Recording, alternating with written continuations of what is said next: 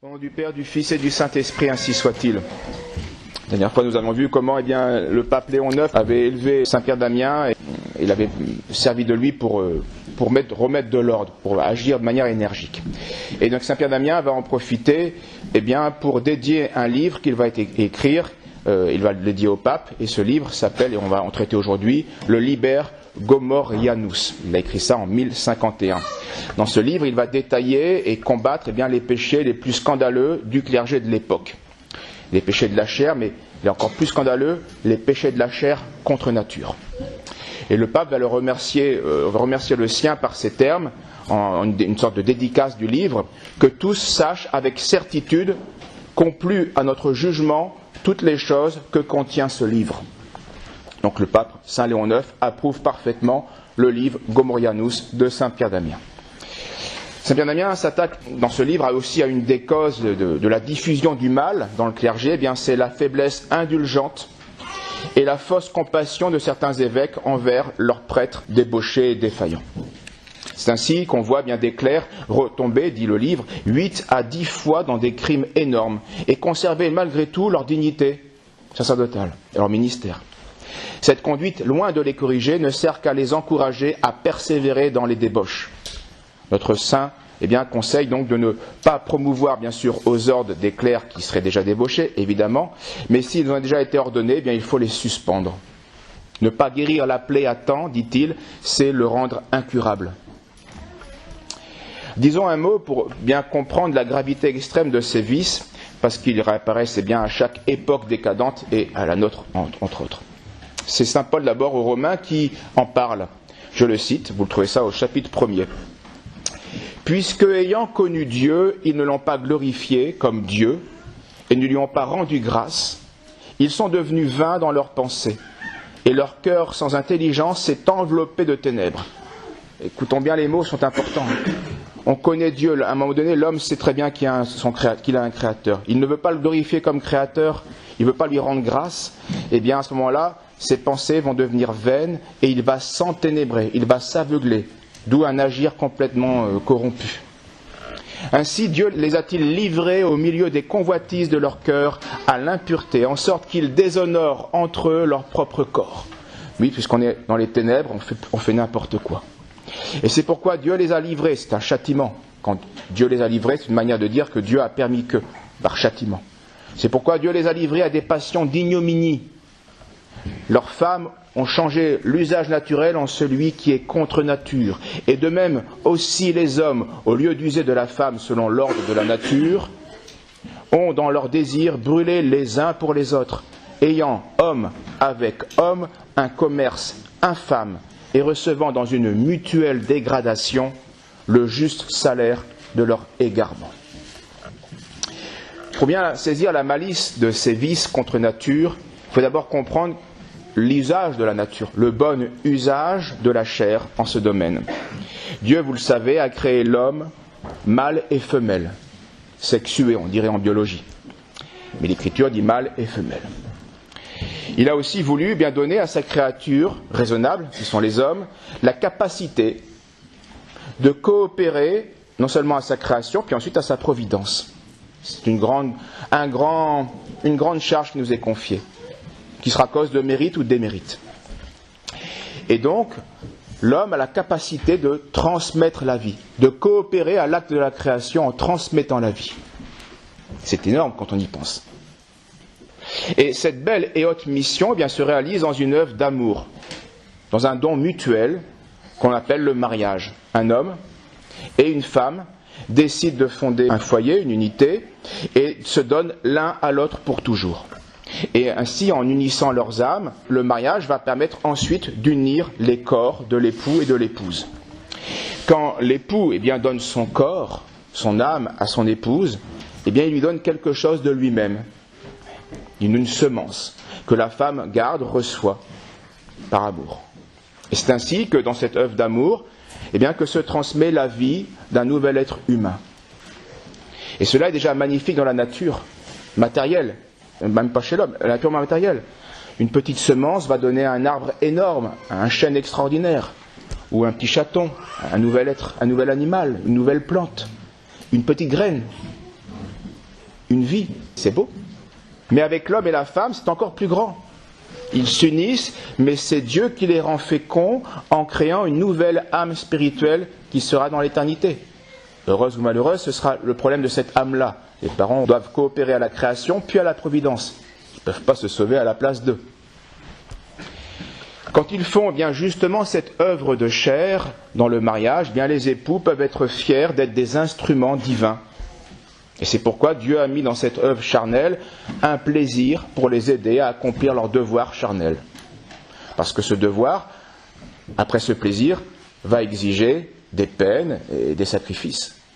Mais cette œuvre charnelle ne peut se faire que dans le mariage. Car on a le droit au plaisir charnel que si on donne quelque chose, si on donne la vie, et on ne peut donner la vie que si on a fondé une société familiale apte à recevoir et à protéger la vie. Sinon c'est déraisonnable. On n'habite pas une maison sans un toit, ça n'a aucun sens. Il faut d'abord que la maison soit finie avant d'y habiter. Il faut d'abord fonder une famille avant de donner la vie. Et la fondation d'une telle société, ça s'appelle le mariage. Mais certains hommes vicieux et femmes vicieuses, eh bien, veulent prendre le plaisir réservé à cette œuvre sans en accomplir le devoir. Et on appelle cela eh bien le péché grave d'impureté ou de luxure. Mais parmi ces péchés déjà graves, il y en a qui sont encore plus graves, parce qu'encore plus déréglés, encore plus horribles. Et on les appelle les péchés contre nature. Et ces péchés sont infâmes et ignominieux en eux-mêmes, comme le dit saint Paul. Et saint Pierre d'Amiens expose les quatre principaux, les quatre plus horribles. Certains donc se procurent le plaisir charnel par eux-mêmes, ils se donnent à personne, ils sont seuls. Ils ne se donnent point à une femme, mais ils se souillent tout seuls, ils se polluent d'une manière sordide. D'autres commencent bien une œuvre charnelle avec une femme, mais ils veillent à ne pas donner la vie. Ils font en sorte d'avoir le plaisir, mais sans donner la vie, sans se donner vraiment. Et eux aussi, bien sûr, se souillent et gaspillent la semence que Dieu a mise en eux pour donner la vie. C'est comme si, reprendre l'image des semences, puisque c'est l'épître d'aujourd'hui, l'évangile, comme si un paysan jetait toujours sa semence, non pas sur la terre, mais sur de la pierre. Ça n'a aucun sens. C'est contre nature de jeter des graines sur le macadam. C'est contre nature. Et ce péché, ce crime, eh bien, s'appelle l'onanisme, parce que dans l'Écriture sainte, le premier qui a commis ce péché, en tout cas qui nous a été retranscrit, s'appelait Onan, fils de Judas, et au témoignage de l'Écriture, il fut maudit pour avoir répandu sa semence par terre. Et il fut frappé par Dieu d'une mort prématurée pour avoir fait une chose détestable. C'est dans le livre de la Genèse, chapitre 38. D'autres hommes, et là c'est encore pire, se souillent non pas avec des femmes, mais avec d'autres hommes. Comme le disait saint Paul, ou des femmes avec des femmes. Et dans la loi ancienne, dans la loi mosaïque, bien sûr, ces vices étaient punis d'une mort charnelle. Celui qui couche avec un homme comme on couche avec une femme, l'un et l'autre ont commis une infamie. Ils mourront de mort et que leur sang soit sur eux. Ceci montre que cette peine mortelle nous indique que c'est un péché mortel quant à l'âme.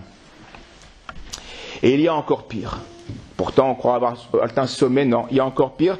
Il y a ceux qui se souillent non pas avec des hommes, mais avec des animaux. Donc, pas besoin d'expliquer l'abomination que cela peut représenter. Alors, tous ces péchés, on les appelle des péchés contre nature. Ils contredisent, ils détruisent la nature même de la finalité humaine. Et c'est à cause de ces péchés que Dieu fit descendre le feu du ciel sur les habitants de Sodome et de Gomorrhe. D'où le titre du livre de saint Pierre d'Amiens, le Liber Gorianus, le livre de Gomorrhe. L'œuvre du saint, vous imaginez, lui a valu des ennemis parmi les mauvais prêtres et les évêques faibles. Ils vont trouver que les paroles, parce que je vous ai résumé, je ferai un petit extrait, mais c'est 40 pages quand même, un petit traité. Et il ne mâche pas ses mots, il dit les choses comme il faut les dire, pour être bien compris, et avec énergie. Et certains prêtres, mauvais prêtres, ou des évêques, peut-être pas tous mauvais, mais en tout cas trouvent que les paroles de l'ermite sont scandaleuses. Traiter ainsi, publiquement, des péchés du clergé, c'est scandaleux. Voilà ce qu'on rapporte. Alors des plaintes vont quand même finir par impressionner le pape, qui a approuvé le livre, mais de fait, en tout cas, à partir de ce livre, on ne voit plus le saint être mêlé aux événements du pontificat de Saint Léon IX. Peut-être qu'il a préféré un petit peu s'en détacher. Peut-être. En tout cas, le pape continue sa mission et il réunit un synode à Rome et il va prescrire aux clercs et aux laïcs de cesser toute relation avec des prêtres ou des clercs qui sont fornicateurs, débauchés. Tout pousse à croire que c'est la prédication de Saint Pierre d'Amiens qui a été ni vaine, mais qui a permis à ce synode d'être efficace, en tout cas d'avancer dans la lutte contre ces péchés. Dans son traité de Gomorrhe, le saint écrivait que ceux qui se souillent avec cette vilainie 1000 fois condamnable sont frappés par la malédiction d'un digne jugement. Ils se plongent dans les ténèbres de la cécité, c'est ce que dit saint Paul. Et il va faire cette jolie comparaison avec quand les gens de Sodome voulaient abuser d'un homme qui avait reçu l'hospitalité chez Lot. Et bien les anges vont, pour empêcher ce crime, vont comme faire de la fumée, vont enténébrer, et ce qui font que les hommes n'arriveront pas à avoir la porte pour rentrer et commettre leur forfait, et permettront à Lot de sortir. Et Saint Pierre d'Amiens voit ça de manière bien sûr matérielle et aussi de manière mystique. De sorte que les sodomites ne pouvaient pas trouver la porte. Ça c'est le fait matériel. Mais il a un sens symbolique, parce que la porte c'est le Christ. Et lui-même le dit dans l'évangile de Saint Jean, je suis la porte, venez les brebis, rentrez par moi. Donc quand on est enténébré, on ne trouve pas la porte. Lorsqu'on est dans ces péchés-là, on ne trouve pas la porte. On est dans les ténèbres, comme le dit saint Paul. Alors voyons quelques détails de ce traité. Saint Pierre d'Amiens dit que si quelqu'un se pollue lui-même, ou de quelque façon en pollue un autre, il ne peut faire de doute qu'il sera convaincu d'avoir perpétré le crime de Sodome. C'est déjà quelque chose de contre nature, de se souiller tout seul. Ces malheureux doivent apprendre à s'immuniser contre la peste de ce détestable vice, et à surmonter virilement l'attrait séducteur de la jouissance sexuelle, et à maîtriser les impulsions incendiaires de la chair, à redouter le jugement de la terrible sanction divine. Attention, toute jouissance nous attire. C'est pour ça qu'on est attiré par un carré de chocolat ou par une fraise. Bon, là on est dans le domaine de la gourmandise et c'est rarement grave. Une fraise en plus, un carré de chocolat en plus, c'est pas bien mais c'est pas grave. Mais quand on joue avec les lois de la vie, là ça devient vite grave. Et donc il faut apprendre à bien ne pas se laisser attirer par l'attrait séducteur des jouissances sexuelles. Et parfois c'est difficile, il y a des impulsions incendiaires de la chair. On sent un feu en nous. Et il faut l'éteindre, il faut châtier la chair, il faut l'apprendre, sinon on peut se brûler ou se damner. Car ce vice, dit saint Pierre d'Amiens, exclut de la société de l'Église. Il sépare l'âme de Dieu pour l'unir aux démons. Ce péché de Sodome rend ignoble aux hommes et haïssable à Dieu ceux qui se plient à ses lois tyranniques. Il est pour la conscience un ver qui la ronge, pour la chair un feu qui dévore. Elle appréhende d'ailleurs de se montrer au grand jour et d'attirer l'attention des hommes. C'est une peste qui détruit les fondements de la foi, énerve la vigueur de l'espérance, rompt les liens de la charité et ôte toute justice. Bref, c'est un péché mortel, il va le décrire. Mais attention, on peut être dans ce péché-là et encore avoir la foi et l'espérance. Mais les fondements de la foi sont ébranlés, parce qu'on contredit, on n'agit pas comme il faut. Et puis, la vigueur de l'espérance est diminuée. Et puis la charité, elle disparaît. C'est un péché mortel, il n'y a plus de charité. Il n'y a plus de justice. Dès qu'un homme est une fois tombé dans cet abîme de la perdition, eh bien le voilà à jamais banni de la patrie d'en haut. À moins qu'il regrette, à moins qu'il répare, mais pour l'instant il est banni. Le voilà séparé du corps du Christ. Il n'a plus d'autre sort à espérer que de subir bientôt le supplice de l'éternelle damnation. Du fond de mon cœur, ô pauvre âme, je gémis sur ta perdition. Mes larmes coulent parce que te voilà tombé dans les hontes de la luxure. Une âme très noble, faite à l'image de Dieu, une âme rachetée au prix du sang du Christ est tombée, et je pleure la ruine d'un temple que le Christ habitait. C'est très beau ça. Je pleure la ruine d'un temple que le Christ habitait. Vous avez tous vu un jour une église ruinée ou saccagée. C'est triste comme spectacle. Et ça, c'est le spectacle d'une âme où Dieu a été chassé. Une église en ruine. Alors que le Christ est fait pour habiter dans le temple, dans notre âme. Pauvre âme, comment ne vois-tu pas de quelle hauteur de gloire tu es tombé? Voici que va tomber sur toi la malédiction de Gomorrhe qui habite maintenant dans ta chair. Ensuite, un peu plus loin, saint Pierre d'Amiens cite le 15e canon du concile d'Ancyre. C'est un des premiers conciles de l'époque de la liberté de l'Église. 313, enfin les persécutions cessent officiellement. Le premier concile connu, c'est celui d'Elvire, et un an plus tard, 314, en Ancyre. Alors voici le canon que cite saint Pierre d'Amiens, c'est pour les laïcs, mais on comprendra que ça vaut aussi encore plus, à plus forte raison pour les prêtres. 15e canon. Ceux qui ont commis un tel crime, c'est-à-dire contre nature, c'est-à-dire en s'unissant à des bêtes ou en se polluant avec d'autres hommes, péché de Sodome. Ceux qui ont commis ce crime avant l'âge de 20 ans obtiendront, après 15 ans de pénitence, de participer aux prières de la communauté.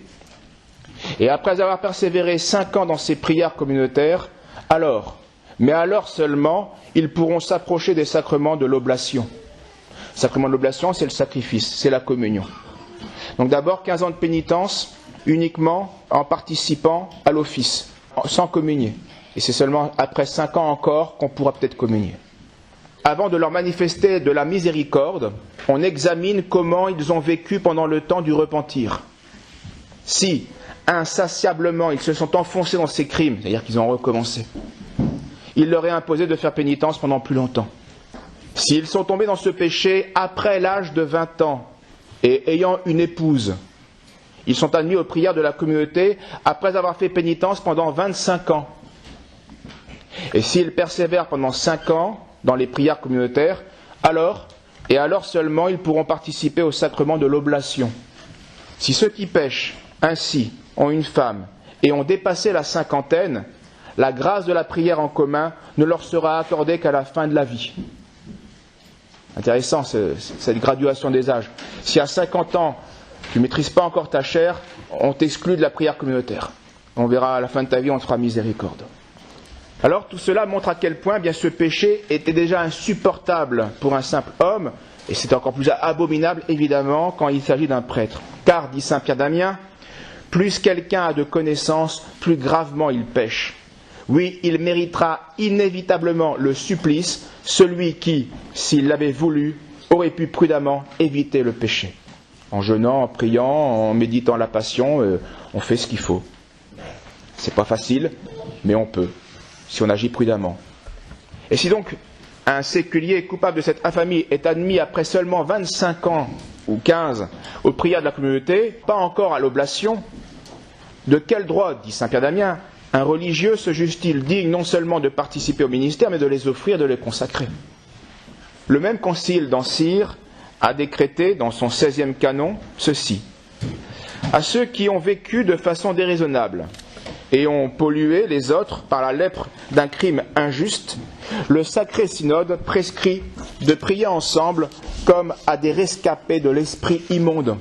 C'est-à-dire que le concile considère que ceux qui se polluent tout seuls, sont assimilés à des démoniaques. Ils sont comme possédés par le diable, par la tyrannie des passions. Ensuite, saint Pierre d'Amiens aborde un autre péché contre nature, encore un peu plus grave que celui de Sodome, c'est celui de ce qu'on appelle aujourd'hui la pédophilie, la pédérastie. On va souiller les enfants innocents.